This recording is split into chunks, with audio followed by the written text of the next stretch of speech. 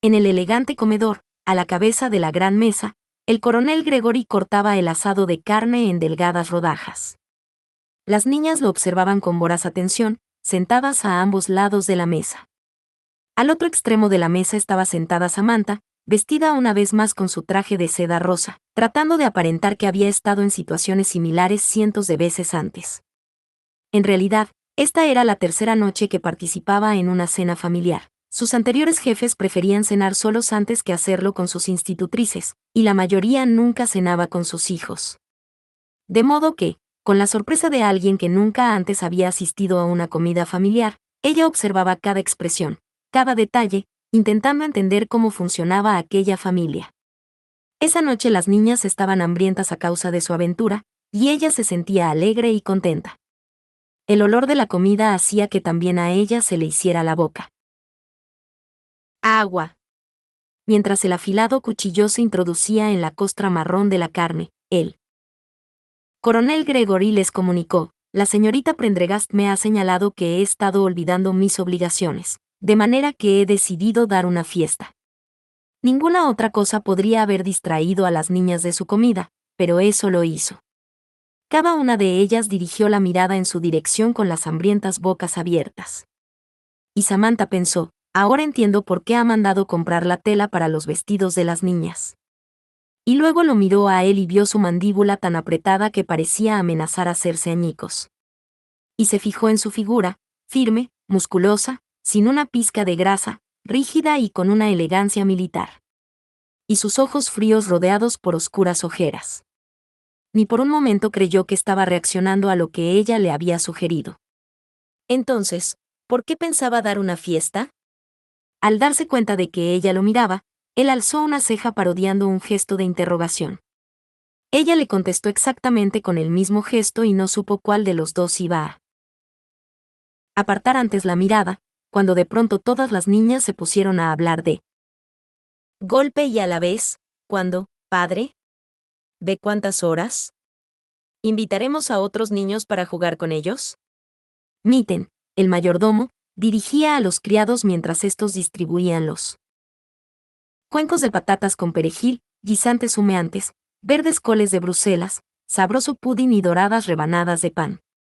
Los criados iban de aquí para allá mientras Samantha ayudaba a Aquila y a Henrietta, sentadas a ambos lados de ella, a comer.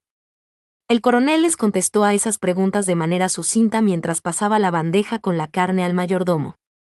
Enviaremos las invitaciones hoy mismo, para el 1 de septiembre. Invitaré a todos los habitantes de la comarca y a tantos viejos amigos de fuera y del ejército como pueda encontrar. Se alojarán aquí durante 3 días. Lo mismo que el pescado, los invitados después de 3 días empiezan a oler mal. Mitten tomó la bandeja y empezó a servir a las niñas mayores. Aquila arrugó la nariz. ¿Es que no podrán bañarse? Samantha le lanzó una mirada al coronel Gregory y se cruzó con su mirada jocosa. Ella se sintió azorada, intentó ignorar esa incómoda sensación acariciando la mano de Aquila. Es un dicho, cariño. Podrán bañarse cuantas veces quieran. Y no van a oler mal. Los mayores siempre dicen cosas raras como esas, le susurró en voz baja Vivian Aquila. Mitten le acercó la bandeja de carne a Samantha, pero la tuvo que dejar precipitadamente encima de la mesa para recoger el tenedor de Henrietta antes de que éste cayera al suelo. Samantha se sirvió y luego limpió con la servilleta las patatas que habían caído en el delantal de Henrietta mientras un criado traía un nuevo cubierto de plata. Cenar con niños siempre era una aventura. Abriendo los ojos con consternación, Agnes dijo: el 1 de septiembre es solo dentro de 14 días. ¿Cómo va a estar todo preparado a tiempo? El coronel Gregory ayudó a Emmeline a trocear la carne. Hace 3 días que le envié una carta a la condesa de Marchand pidiéndole ayuda. Entre las niñas se elevó un murmullo al unísono, como si fuera un canto coral. El coronel alzó los ojos rápidamente con una mirada glacial que se cruzó con las miradas frías de sus hijas. Al momento, las niñas volvieron a bajar los ojos hacia sus respectivos platos.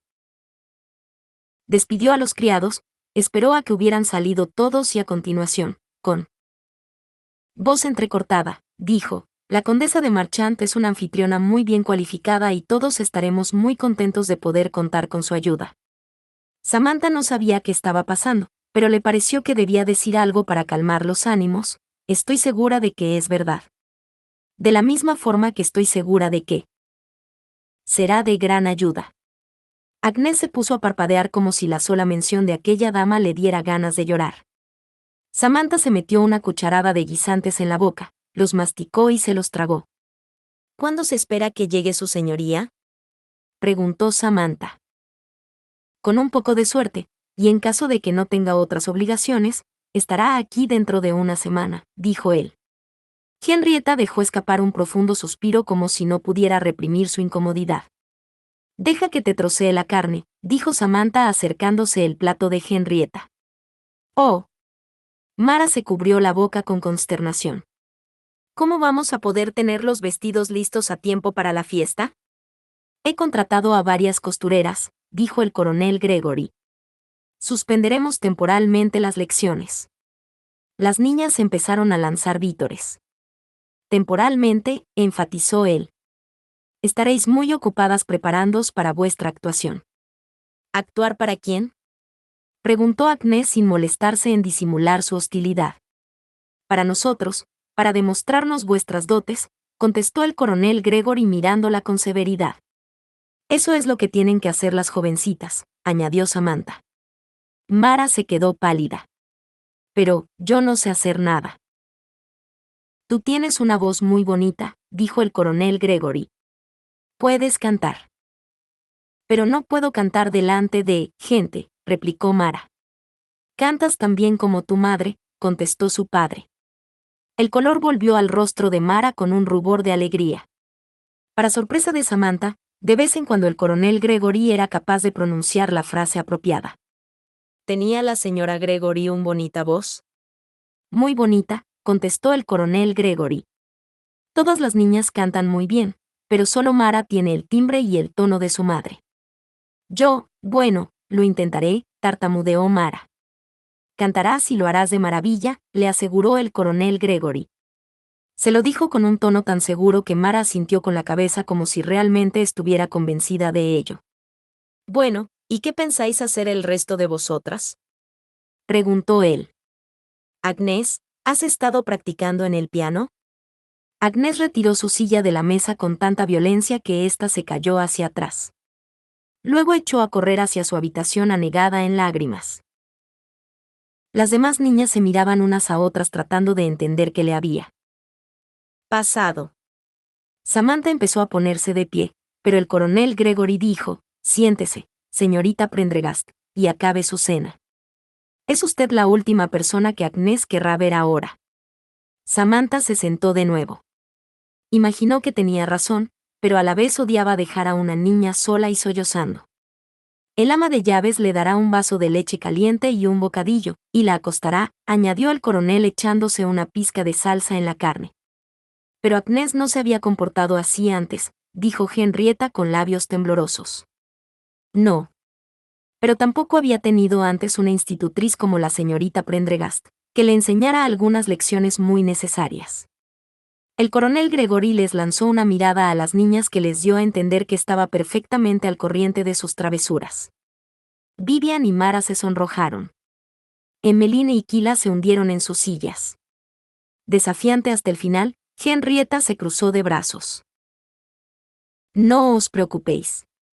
Todo soldado debe aprender a aceptar la derrota con cortesía, y cuando Agnès lo haga todo volverá a estar bien. Mientras él hablaba, Emmeline alargó la mano para alcanzar la leche y se la tiró encima.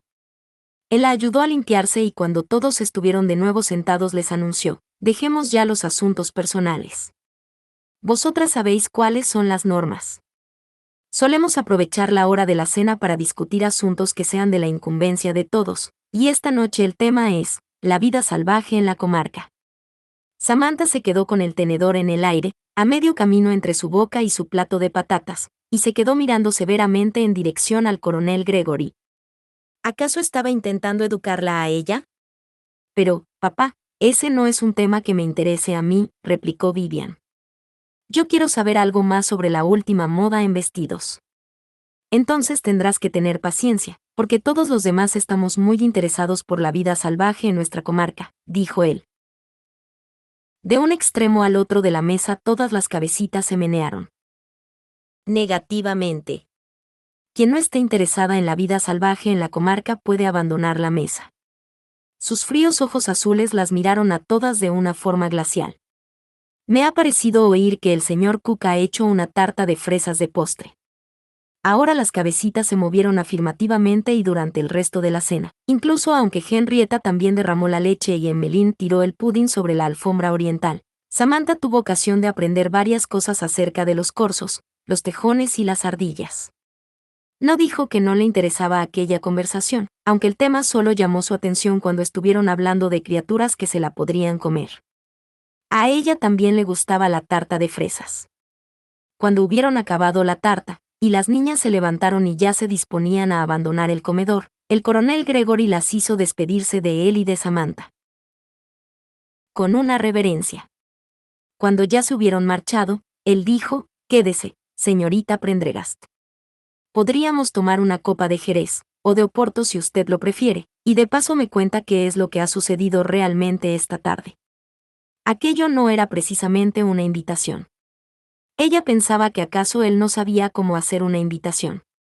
Aquello era más bien una orden militar, pero Samantha tenía realmente ganas de quedarse con él, y esa era una buena razón para marcharse de allí. Debería preparar mis lecciones para mañana. ¿Acaso les podría dar una lección sobre serpientes? Ella volvió a sentarse en la silla. ¿Está usted al corriente de todas las cosas que hacen estas niñas? Él no sonrió, pero sus ojos de zafiro azul cobalto, que cambiaban constantemente de tonos azulados, contenían una calidez que la hicieron sentirse sofocada y que se le aflojaran las rodillas. No de todo. No siempre. Normalmente estoy un paso por detrás y con una hora de retraso. Tenía que dejar de sentirse tan azorada en su presencia. No pensaba abandonar la mesa. Tenía ganas de sentarse y hablar con un adulto. Tenía ganas de hablar de las niñas, del tiempo o de la fiesta. Tenía ganas de hablar con el coronel Gregory. Un Oporto, por favor. Él se levantó y sirvió 2 vasos. Luego colocó uno de ellos, lleno de un líquido de color ámbar oscuro, delante de ella. Ella dio un sorbo y apenas pudo contener un escalofrío. Aquel Oporto tenía gusto a alquitrán y quemaba como el queroseno. ¿Quién puede beberse esto?, preguntó ella con voz ronca. Al menos, a propósito. Él le dirigió una sonrisa burlona. Es una cuestión de gustos. Probemos con esto. Es más dulce, dijo él colocando un vaso de líquido rojo rubí delante de ella. Esta vez, con más precaución, lo olió primero. Tenía un gusto dulce, cálido y reconfortante. Dio otro sorbo. ¡Oh! El líquido descendió por su garganta. Es muy bueno. Me parece que me gusta. ¿Nunca antes había probado el Oporto? La mayoría de los jefes no suelen invitar a sus institutrices a beber con ellos, y casi nunca me dejaron acercarme al armario de los licores, dijo ella sin poder disimular el sarcasmo en su tono de voz. De esa forma no habrá tenido usted problemas con la bebida. Ella dejó escapar una risa sofocada, pero enseguida se dio cuenta de que él la miraba con una sombra de duda. No, en absoluto. ¿Por qué me lo pregunta?, dijo ella con un tono serio de voz. En la India, mi esposa me regaló una bolsa de cuero para transportar líquidos. Los nativos suelen utilizarla cuando viajan y yo la suelo llevar cuando cabalgo por las noches por la comarca. ¿Llena de Oporto?, dijo ella sujetando su copa entre las manos. Whisky, señorita Prendergast. A veces les pido a mis hombres que abandonen sus casas y viajen conmigo en medio de la oscuridad y el frío de la noche. Ocasionalmente, comparto mi bebida con ellos. Ella estuvo a punto de reírse de su tono altanero, pero él estaba serio. ¿Alguien se bebió su whisky? Alguien me robó la bolsa de cuero, la corrigió él. La noche siguiente a su llegada. Ella dejó la copa sobre la mesa cuidadosamente.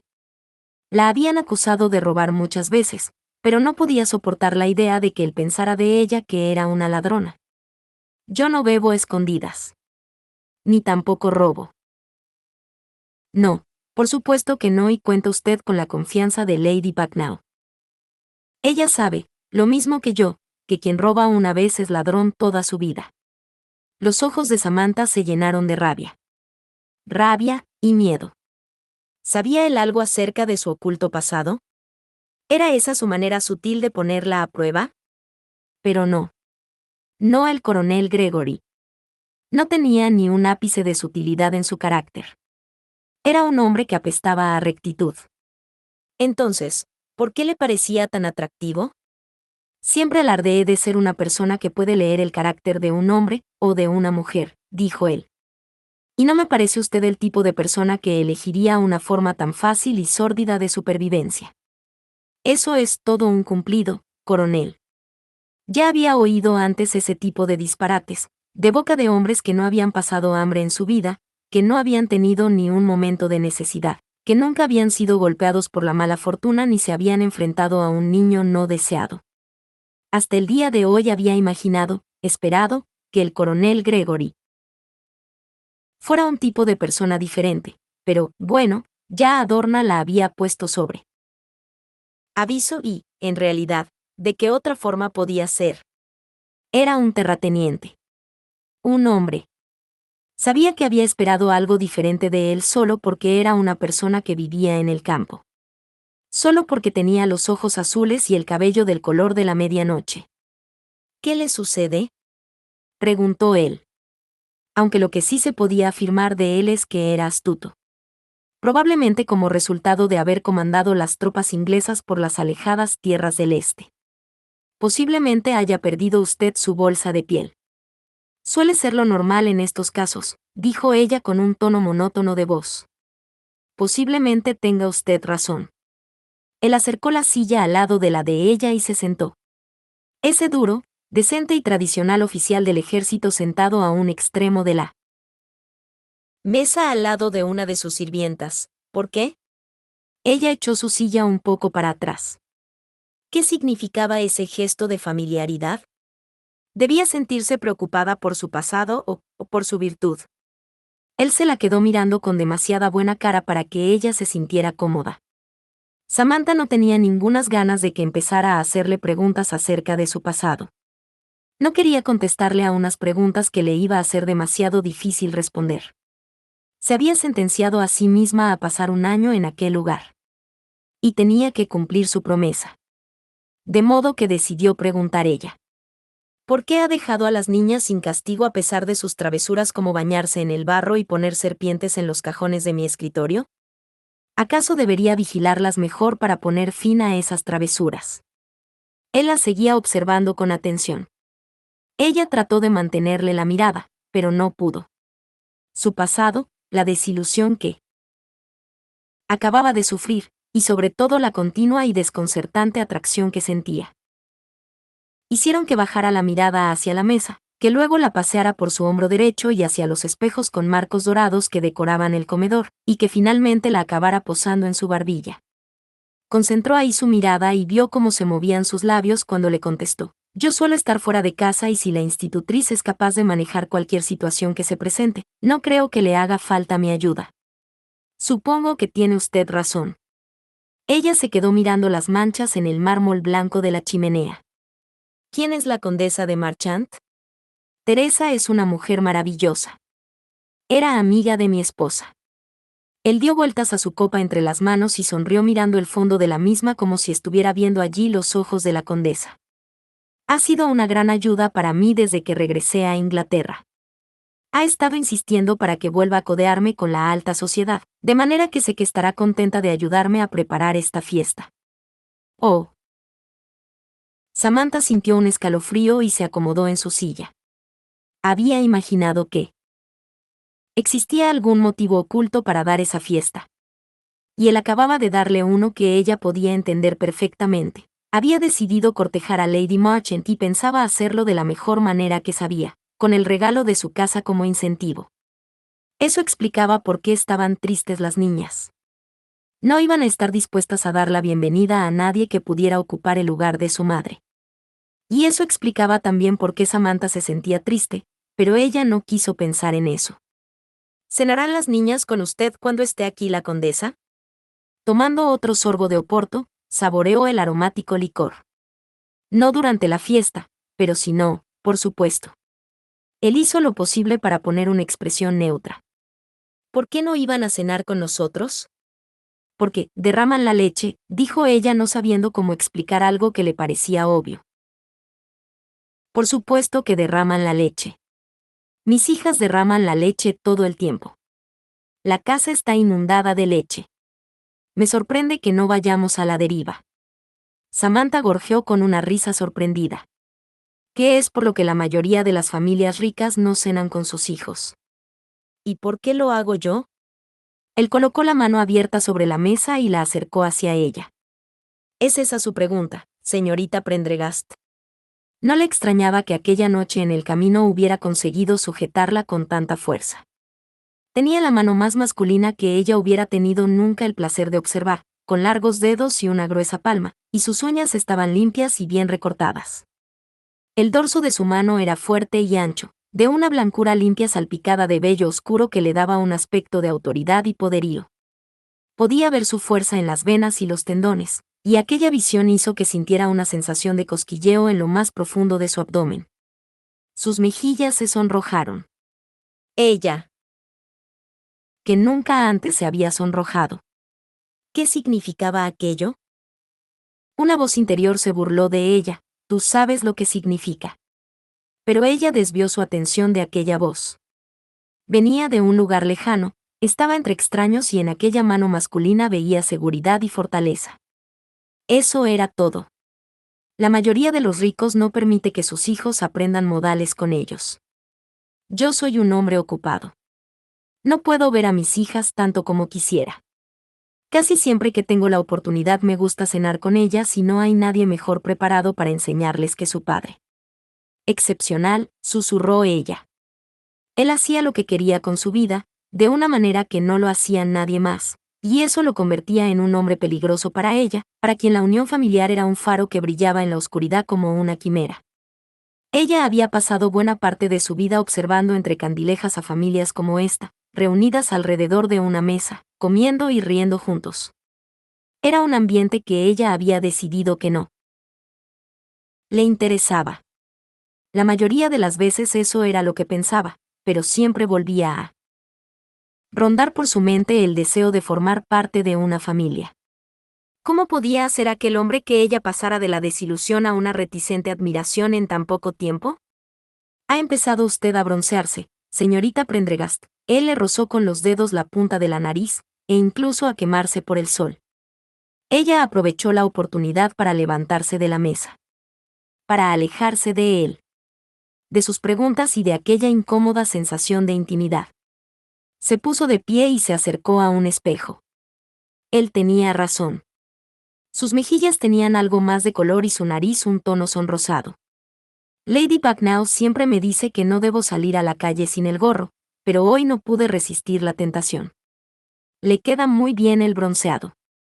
Y luego lo estropeó todo con su autocrática impertinencia. ¿Por qué no se ha casado usted? ¿Qué tipo de pregunta es esa? Dijo ella dándose media vuelta. Es usted atractiva, es usted joven. Probablemente esté pensando en encontrar marido y no se quede aquí más que el tiempo necesario para encontrarlo. Ahora lo entendía. El coronel Gregory estaba preocupado porque antes de que las niñas se acostumbraran a ella podría encontrarse de nuevo sin institutriz. Su pregunta era puramente egoísta y ella entendía perfectamente lo que era el interés egoísta.